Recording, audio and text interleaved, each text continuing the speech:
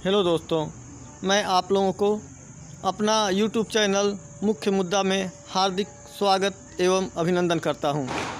जैसा कि नाम से ही विदित है, इसमें प्रमुख मुद्दों को आप लोगों के सामने विस्तार से वर्णन किया जाएगा।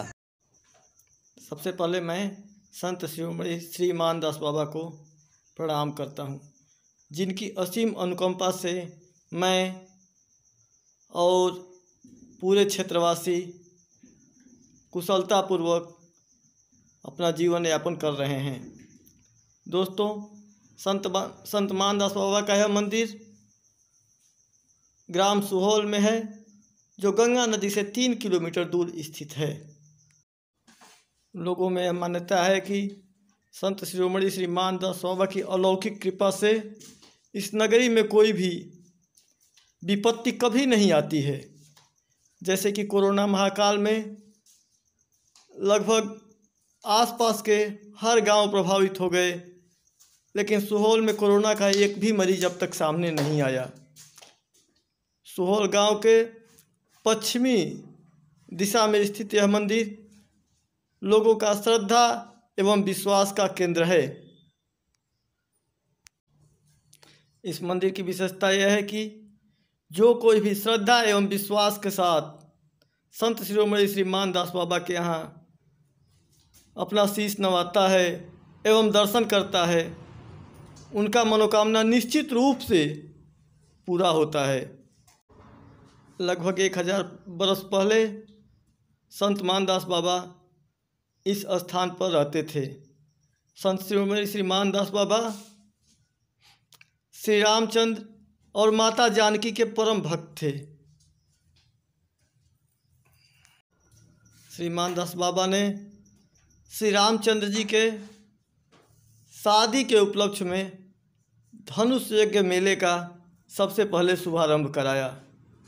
इस मेले में लाखों लोग आते हैं एवं संत शिरोमणि श्री मानदास बाबा को प्रसाद चढ़ाते हैं एवं अपना शीश नवाकर आशीर्वाद लेते हैं। संत शिरोमणि श्री मानदास बाबा का यह मूर्ति आपके सामने दिखाई दे रहा है, जो इनके भक्तों के लिए एक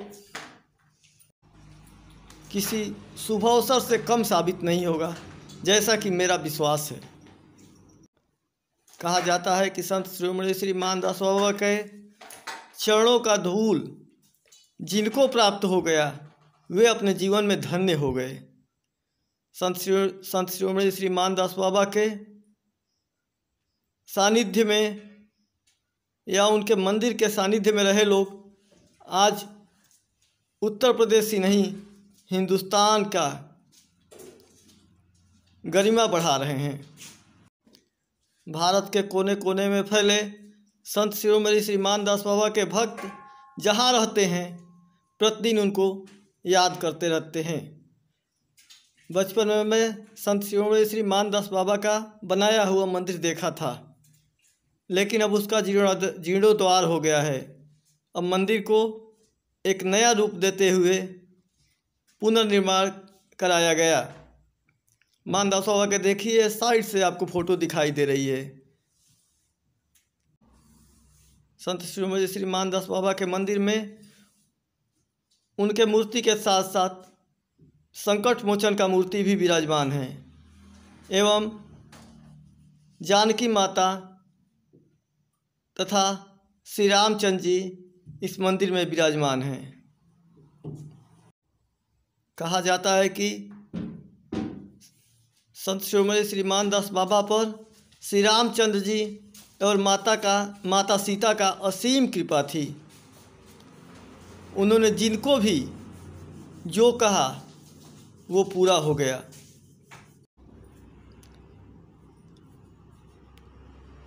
संत शिरोमणि के शुरू किया गया मेला आज पूर्वांचल का सबसे बड़ा मेला है, जिसमें घरेलू सामान से लेकर के आपके दिनचर्या एवं खेती के सारे सामान मिल जाते हैं। साथ साथ बच्चों के मनोरंजन के लिए सर्कस, झूला, चरखी आदि भी रहता है। मिठाइयों के दुकान तो लगता है कि सैकड़ों से ऊपर होती होगी। संत शिरोमणि श्री मानदास बाबा के इस मेले का आयोजन लगभग एक हफ्ता पहले शुरू हो जाता है। विभिन्न मोहल्लों से झांकियाँ निकलते हुए अंतिम समय में संत शिरोमणि श्री मानदास बाबा के मंदिर के यहाँ पहुँचती हैं। वहाँ पर चतुर्थी के दिन धनुष यज्ञ होता है। श्री रामचंद्र जी धनुष तोड़ते हैं और पंचमी के दिन श्री रामचंद्र जी और माँ जानकी का शादी होती है। वहाँ पर हजारों की संख्या में लोग पहुँच करके अपने को गौरवान्वित महसूस करते हैं। इसके बाद विभिन्न संतों के उपस्थिति में वैदिक मंत्रोच्चार के साथ माँ जानकी और प्रभु श्री राम का शादी होता है, जहाँ ढेर सारे संतों का जमावड़ा रहता है एवं प्रवचन आदि का कार्यक्रम भी होता है।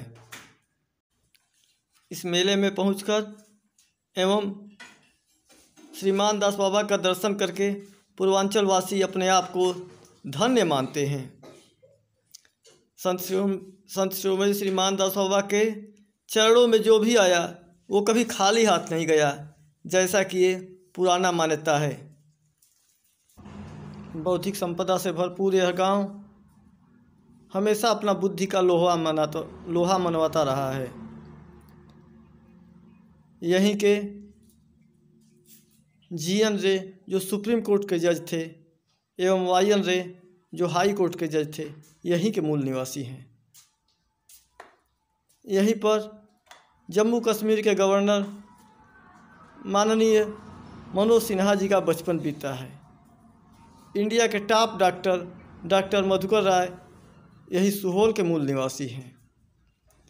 ऋतिक रंजन पांडे जो आईएएस टॉपर रहे हैं, आईएएस में तृतीय स्थान प्राप्त किए थे, जो ब्रिजेश मिश्रा के दामाद भी हैं, वही ब्रिजेश मिश्रा जो वाजपेयी जी के सरकार में उनके सचिव थे। दोस्तों, यहाँ की लिटरेसी 100% है। यहाँ हर बिरादरी के छात्र एवं छात्राएं लगभग ग्रेजुएट हैं।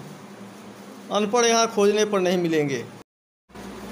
यहाँ के लोगों में शिक्षा के प्रति और राष्ट्र प्रेम के प्रति एक जुनून है जो उनके लोगों में बसा है और उसका वो पालन करते हैं। यह बौद्धिक और आर्थिक संपदा से भरपूर गांव का कुछ उदाहरण जरूर दूंगा। दोस्तों, सुहोल का एक नाम और है बड़का गांव, जिन्हें अंग्रेज़ों ने अपने समय में दिया। इस गांव का यदि राजस्व नक्शा यदि आप देखेंगे तो उसमें सुहोल बड़का गांव स्पष्ट है। बाद में सबसे पहले इसे आदर्श गांव की उपाधि भी हासिल हुई। जब देश गुलाम था उस समय आज़ादी के लड़ाई में यहाँ के लोगों ने बढ़ चढ़कर हिस्सा लिया।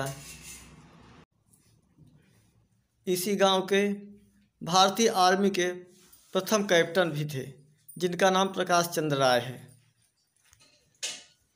कहा जाता है कि जब अंग्रेज़ 1947 में भारत छोड़कर जा रहे थे, उस समय रास्ते में जो भी गांव मिलता था उसको आग के हवाले कर दे रहे थे, अर्थात उन गांवों को जला करके बर्बाद कर दे रहे थे। अंग्रेज़ गांव के दक्षिणी तरफ से सुहोल में प्रवेश करने ही वाले थे कि गांव के बुद्धिजीवी लोगों ने संत शिरोमणि श्री मानदास बाबा के बगल में ही एक झोपड़ी में श्री प्रकाश चंद्र राय का एक फ़ोटो रख दिए।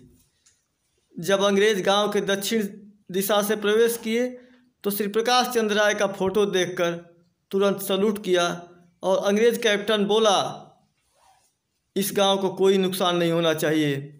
और अंग्रेज़ी सेना सुहोल को छोड़कर अगल बगल के गांवों को जलाती हुई आगे बढ़ गई। उसी समय अंग्रेज़ों ने इस गांव का नाम सुहोल उर्फ बड़का गांव भी दिया।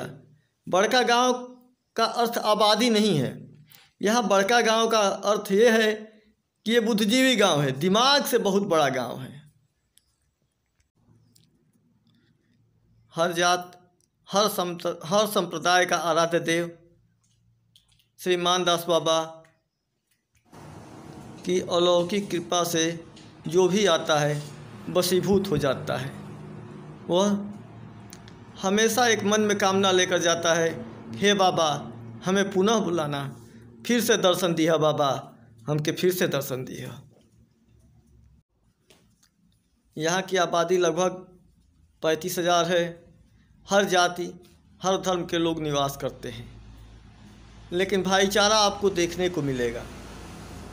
दिवाली में न सिर्फ हिंदू बल्कि मुसलमान भी अपने घरों को सजाते हैं। ताजिए में मुसलमान से ज़्यादा हिंदू रहते हैं। यह एकता देश के लिए एक मिसाल है।